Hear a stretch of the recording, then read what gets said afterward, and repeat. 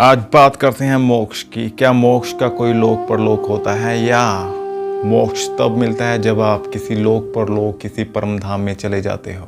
तो आज हम इसी पे बात करेंगे। इस वीडियो से पहले आपके सामने एक छोटा सा वीडियो। अरे इस संसार के रहने के चक्कर में क्यों पड़े हो? धाम चलो धाम, वैकुंठ चलो वैकुंठ। हरे कृष्णा प्रभु भागवत। हरे कृष्णा प्रभु जी। कैसे हैं आप? बस प्रभुपाद जी की कृपा है। भगवत गीता पढ़ रहे हो? हाँ जी। अच्छा, भगवत गीता में संसार के बारे में कुछ बताया गया है क्या? हाँ जी। क्या बताया गया है? ये संसार दुखालम है, दुखों का घर है। जो योगी मेरी भक्ति में लगा रहता है और मुझसे प्रेम करता है, वो इसी जीवन के अंत में मेरे धाम आ जाता है। धाम आ जाता है। वो दोबारा इस भौतिक जगत में नहीं लौटता। अरे इस संसार के रहने के चक्कर में क्यों पड़े हो? धाम चलो धाम, वैकुंठ चलो वैकुंठ। हरे कृष्णा हरि बोल।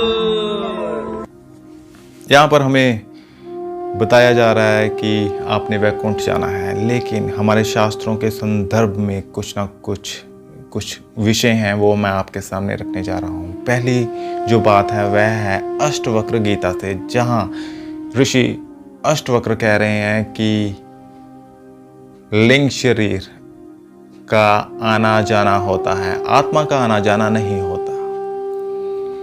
और वह किसी लोक परलोक में या किसी देश में किसी काल में ना तो वह कहीं जाता है, ना ही आत्मा कहीं से आता है। यह सिर्फ लिंग शरीर होता है, यानी कि सूक्ष्म शरीर होता है, जो कि आवागमन उसका चलता रहता है। एक समय में चला गया और किसी समय वह वापस आ गया। और ऐसे ही शिव गीता में जो दूसरा प्रमाण है वह है कि भगवान शिव कह रहे हैं कि मोक्ष का कोई अपना लोक नहीं होता। यह तो सिर्फ अज्ञान में जीव को ये होता है कि वह किसी लोक में जा रहा है या किसी परलोक से वापस आ रहा है।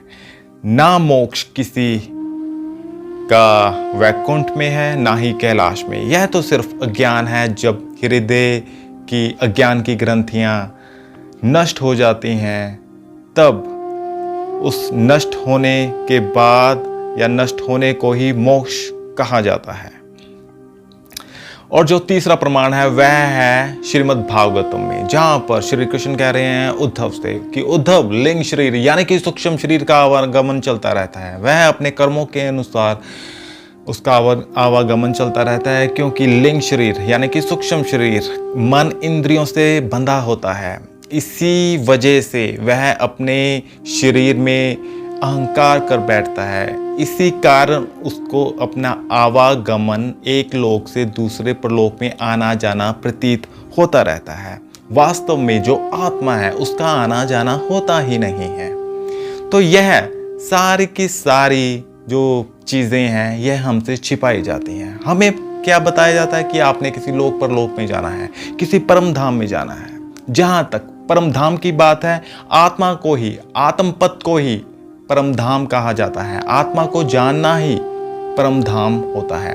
ऐसा नहीं है कि कहीं आपने ऊपर जाना है, परमात्मा कहीं ऊपर छिप के बैठा है और आपने भाग दौड़ करनी है ऊपर जाकर। लौकिक जो सुख है वो यहीं पर है, लेकिन परलौकिक सुख भी यहीं पर है। सब कुछ यहीं पर है, इसी क्षण में है। लेकिन हमें जो ज्ञान की बातें हैं वो तो कुछ और ही बता दी जाती हैं और हमें ऊपर की ओर भगाया जाता है कि आप ऊपर से आए हो, ऊपर से आए हो। तो कहानी का जो निचोड़ निकल जाता है वह यह है कि हमें खुद को जानना है, मूल को जानना है, स्वयं की यात्रा है, आत्मबोध करना है। अगर कोई इसमें चूक किसी की हो जाती है या कोई अपने स्वरूप को नहीं जान पाता, तो यह फिर इधर उधर की बातें करते हैं लोक परलोक की। लोक परलोक यह सब नाशवान है।